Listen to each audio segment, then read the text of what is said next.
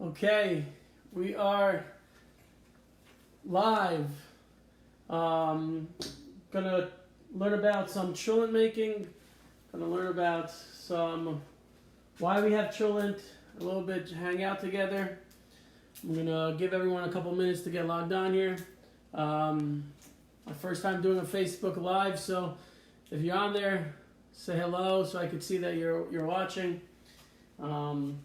But again, we're going to give everyone 2 or 3 more minutes to get on here.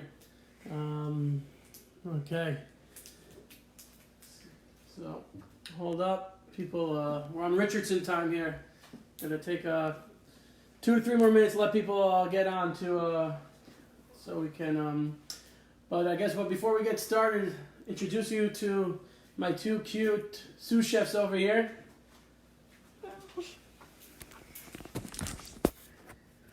Everyone say hi to Shoshana and Yosef.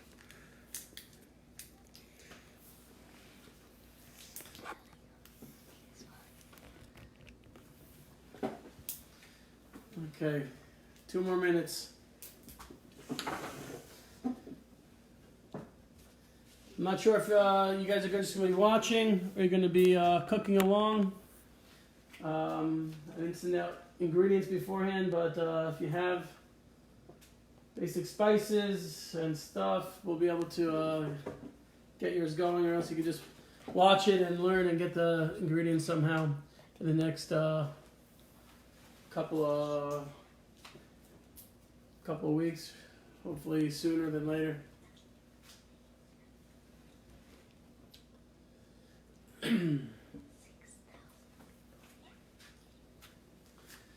Okay, 1 more minute and we'll get started here.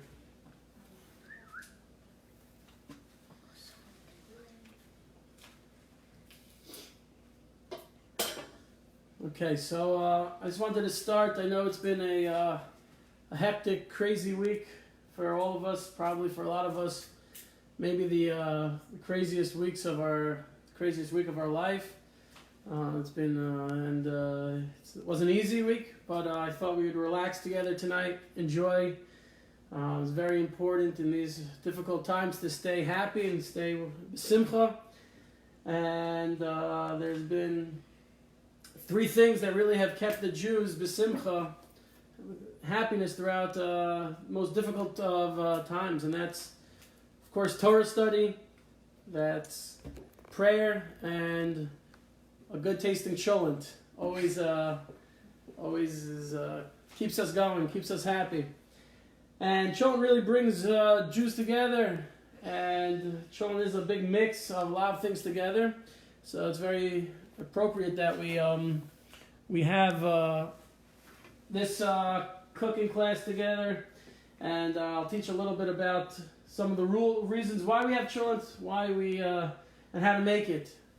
So to start off also that this week, I think a lot of us learned that we have a lot of hidden talents that we might never have known we've had before. Like, for instance, I never knew that I can be a preschool yoga teacher, or a 1st grade art teacher, 3rd grade teacher, a 5th grade Rabbi.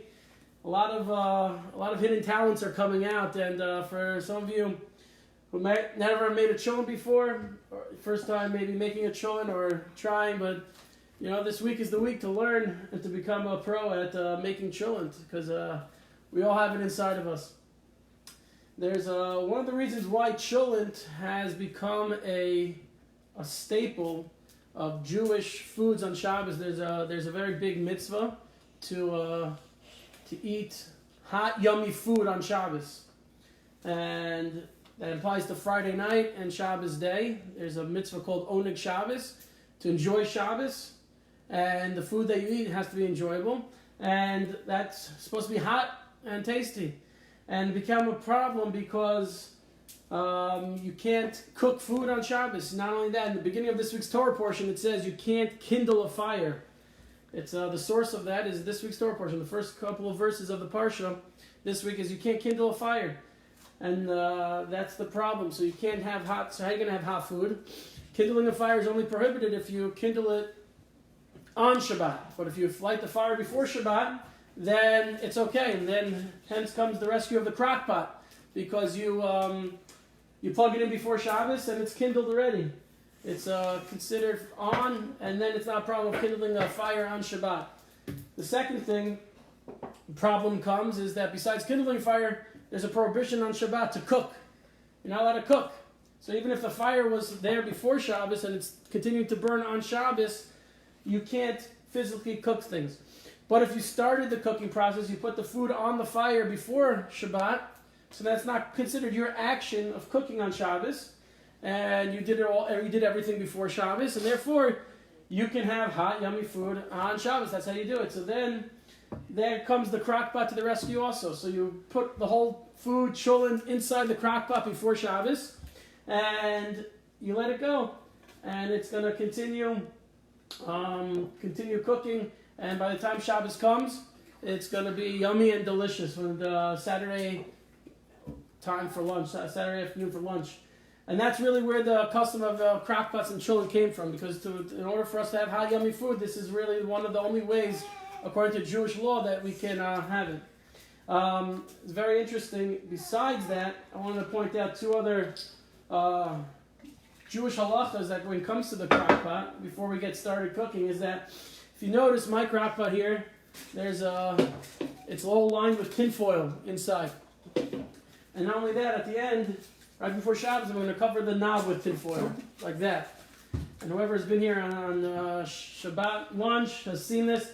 And that's for really two reasons. Because besides it being prohibited to cook on Shabbos, it became prohibited if the food was not fully cooked.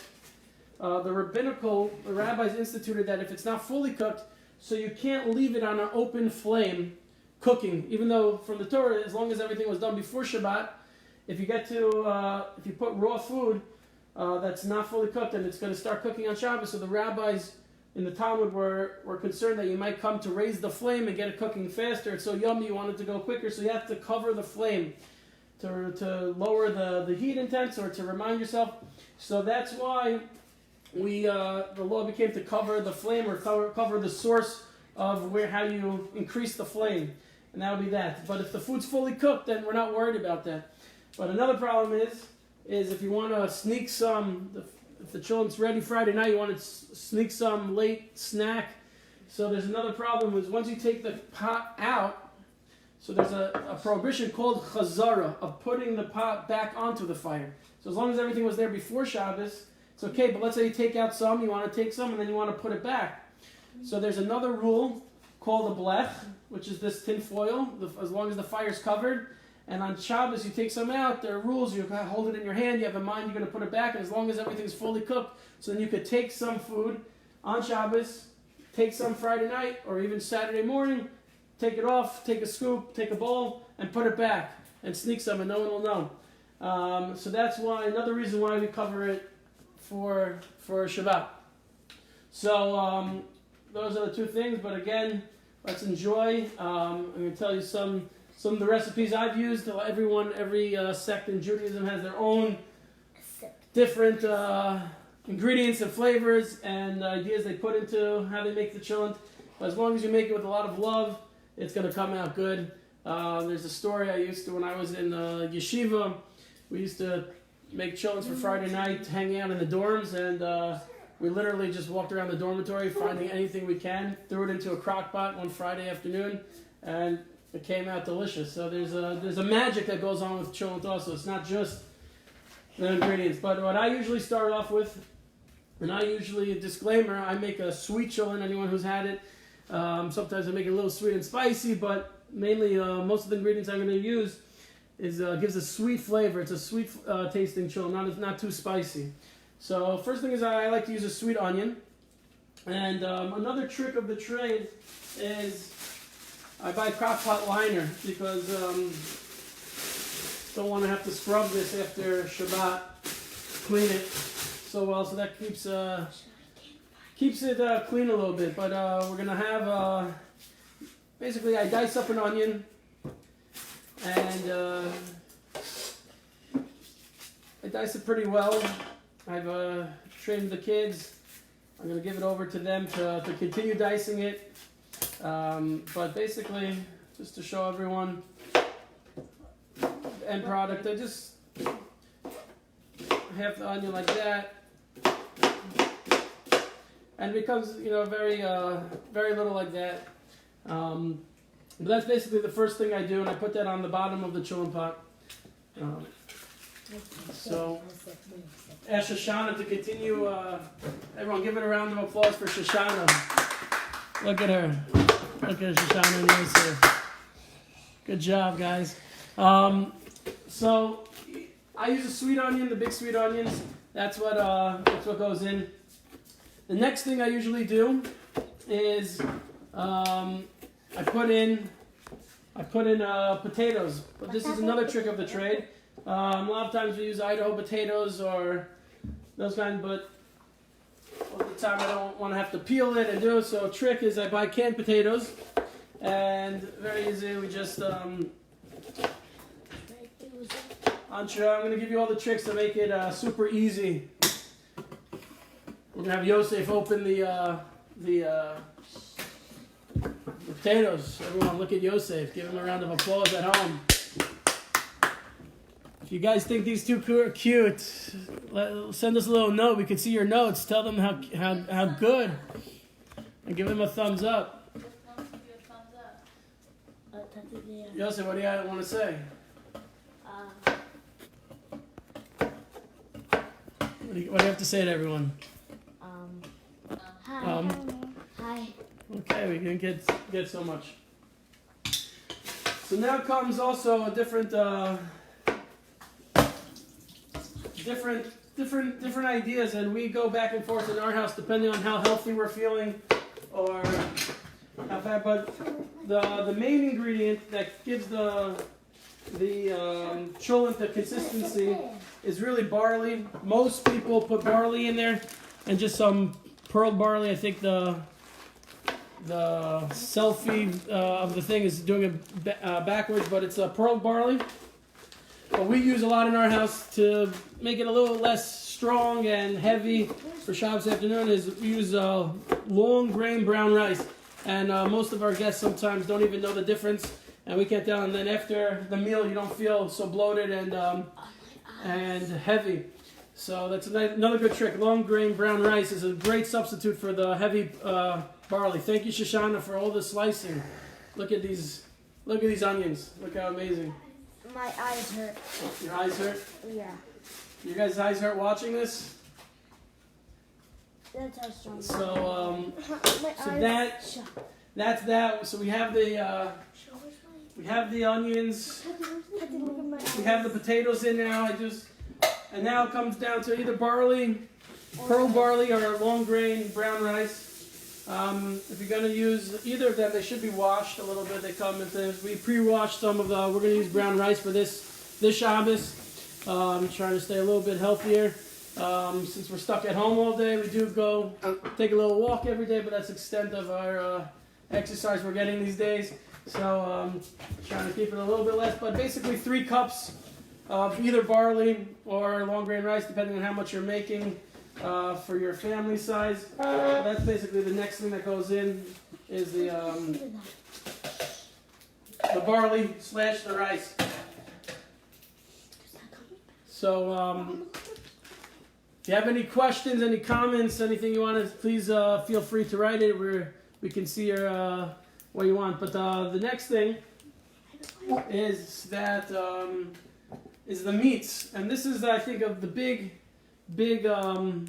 secret of how to really get a lot of good flavoring into the meat. And a lot of people put in different types of meat. I'll tell you what I do and what I've seen from our experience, what really adds the most flavor. And I bought 3 different types of meat to show everyone from our local Tom Thumb store. A lot of times I get the meat for the children from Kosher Palate, depending on what's available in the stores. But one thing that's very important that I've seen is meat that has bones in it. The bones, after they cook for long periods of time, add a delicious flavor to the cholent. And different types of bones out there. a very good option is flanken ribs. Those add a lot of flavor. A new thing we started doing, which adds a lot of flavor, these ribs called beef back ribs. And then the meat without the ribs is just the chuck roast. You cut it up. I won't put in the whole roast. I put in some of it. You slice it in different chunks. But basically, I'm going to put in a bone of each and then some of that meat. And as long as it's fatty enough and it's going to come out good. The leaner meat, because you have to remember, we're going to put this up. Some people put it up Thursday night, as we're doing now. Some people put it up Friday morning or Friday right before Shabbat. But whenever you put it up, it's going to be cooking for a really long time. So if you're having lean meat, it's going to be very tough in the cholent. Lean meat is not what you use for making cholent. It's got to have nice amounts of fat in it, and bones. Definitely a very important thing to divide some meat with bones. Here's the chuck roast. I cut a chunk of it, and the rest of it we'll use for our Shabbat meal. But this part is going to go in the cholent. Wash it a little bit, and then we're just going to cut it in chunks. You don't want to make the chunks too small. It's going to lose a lot of its it's going to shrink. A lot of the fat drips off and pieces. So you make pretty nice chunks. And obviously, the bigger the budget for the meat on the cholent, the more tasty it's going to be in the cholent. But this is pretty economic meat that comes out really good in the cholent. That's the chuck roast, the chuck meat. The next thing that we put in, and this is another secret of mine that gives it a lot of people, the next main ingredient in cholent is usually beans. A lot of people use different types of beans. What we use here is baked beans. And it's, I think, a very unique kind of way of making the cholent. Not a lot of people put baked beans in their cholent. But it adds a delicious flavor. The kids love it. And we're going to give our sous chef Shoshana here the honors of opening up our baked beans. And it's really funny because I feel like cholent and what's going on in the world these days, it's a big, if we think about it, the coronavirus has caused us all to isolate ourselves and be separate.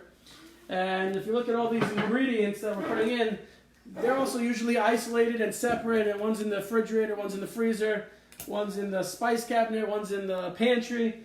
But and that's how they live their lives, these ingredients. But really where they belong all together in the cholent pot. So unfortunately we're all in our houses, all separated, but we belong together in our center, in our places where we're hanging out, in our shuls. So I think that's another idea of the cholent. It really brings everyone together, brings all the ingredients together, and brings Jews together. So I usually put in half to 3/4 of the can. Yes, our sous chef Yosef wants to pour it in. Set up a little...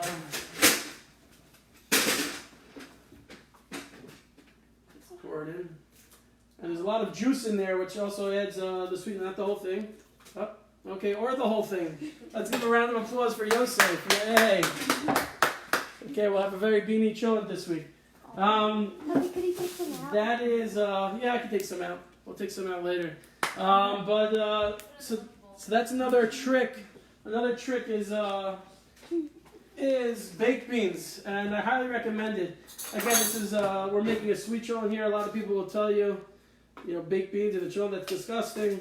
It's not gonna totally different flavor, but try it. Trust me, I'm telling you, it's great. Next thing we do is also very unique. We're up to the spicing part of the cholent and the flavoring. So it's mostly basic spices.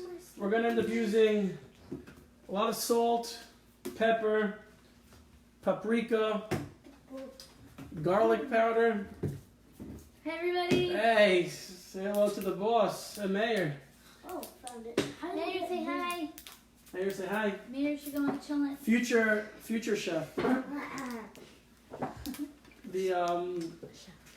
Everyone give a thumbs up for Mayor. So Hi, Abu.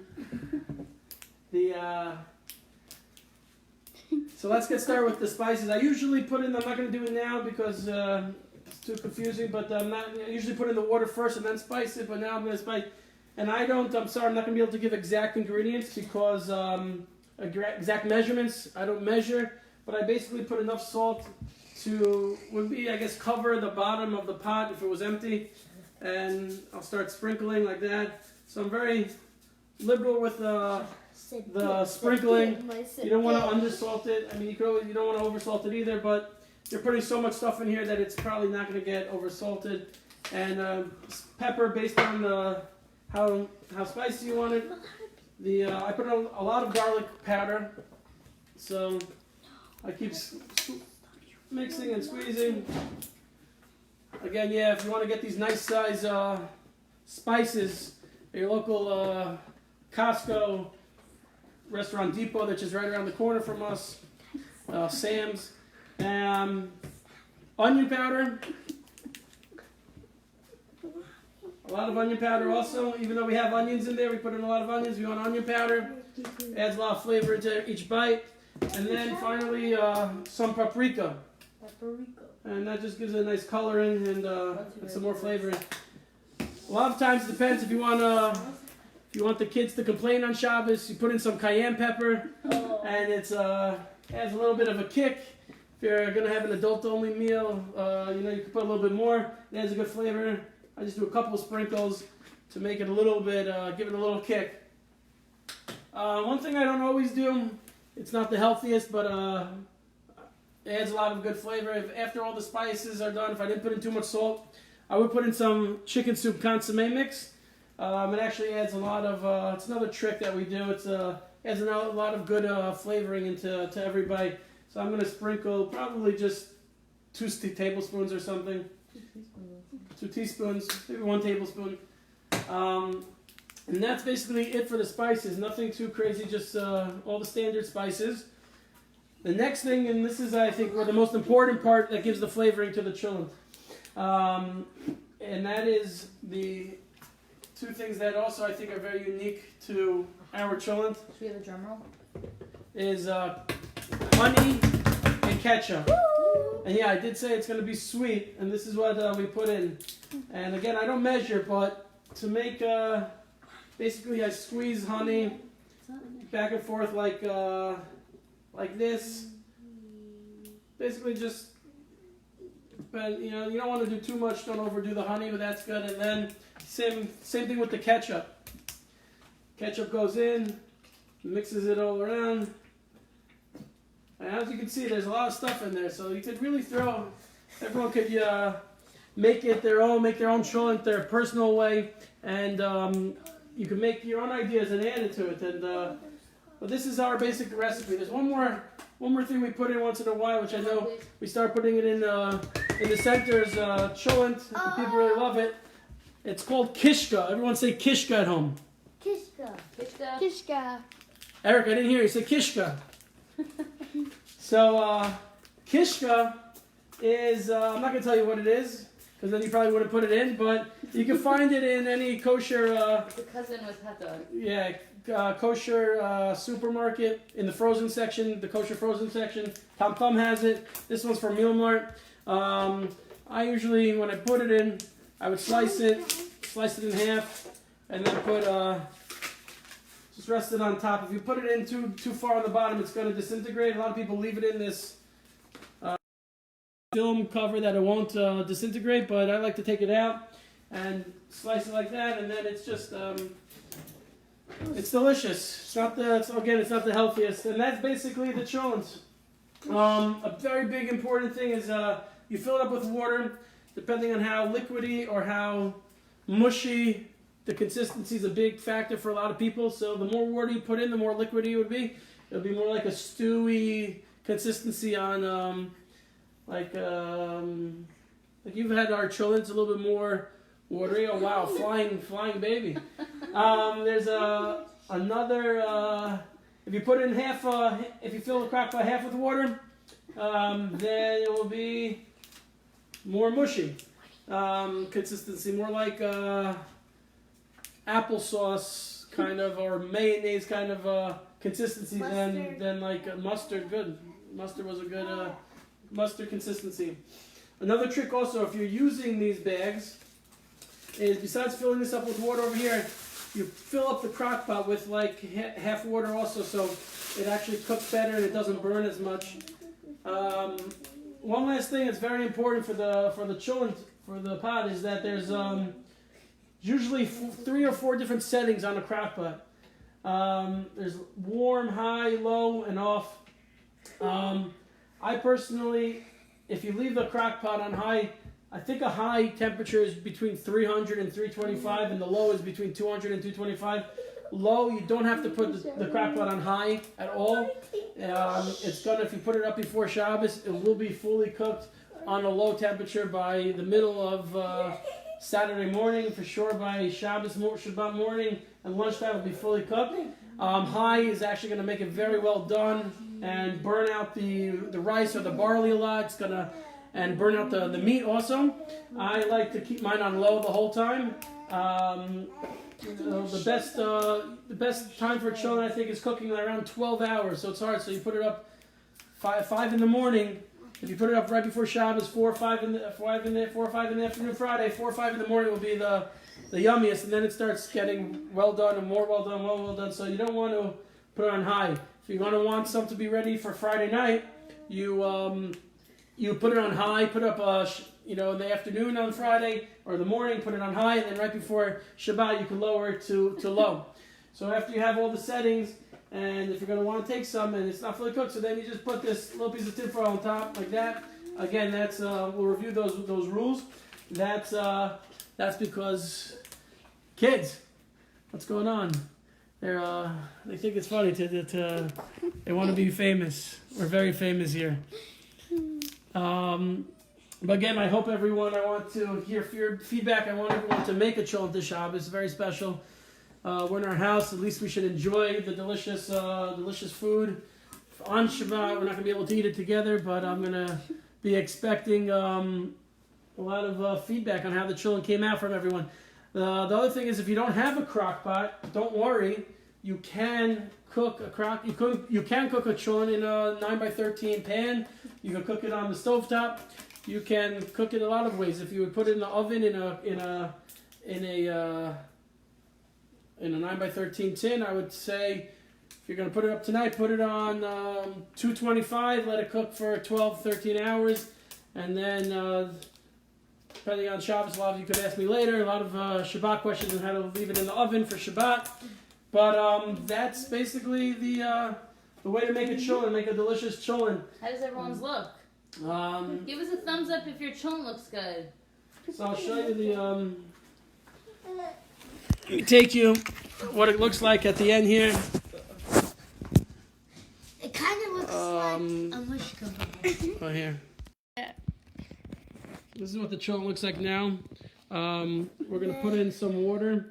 Let's do the water with that. We can do the water. That's the most important part. Water is very important. So what if you don't have water? here, Shoshana says being a sous chef, you could be the photographer now. So we're going to take the crock pot. We actually leave our cholent over here. And we have this, we built in this little sink over here, faucet. So you can see how much water we're putting in, mixing the spices as we put it in. That's why I like to... The water is not polluted. The water is not polluted. Thank you, Yosef Svi. And look, we filled it up. Basically, you can see with all the spices almost at the top. There's a lot of stuff in this one. So it got pretty filled pretty quickly. What I'm going to do here as a trick, not to burn out anything, is I'm going to, behind the plastic here, I'm going to fill the crock pot up here a lot, basically all the way. So when it burns, it cooks much better like this. This was a trick Ariella taught me recently, and it really works well. So that's that. I'll tell everyone another trick. Most crock pots come with, excuse me, Shoshana, come with a lid that's where is it? Come with a lid that's a little bit oval, and it gives room for extra stuff on top. Wherever it is, you can't find it. But what a lot of times we do is because another way you're not allowed to. There's no other way to heat up food on Shabbos. So what we do is we do a trick. Yosef, can you get a pan? The cooking sheet from there. So we this is another trick that we came up with, and this is called also a blech. Everyone say that at home. Say blech, like you're throwing up a little bit.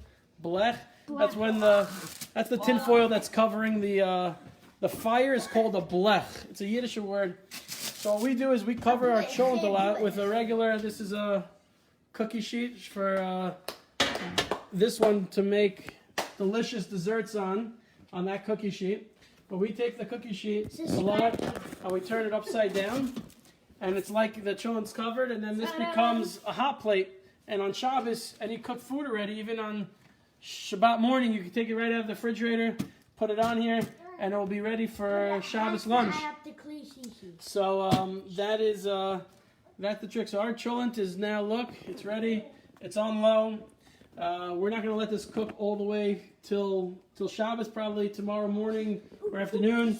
I'll turn it off a little bit and let it sit for a little bit, and then turn it on right before Shabbos again, because it's going to be cooking too long. If that. So, let's see if anyone has any questions. Anyone have any questions on how to make it again? Now with all the water, this is the level of the water we put in. Someone asked, what does your apron say? Oh, my apron, because it was on selfie mode. So here.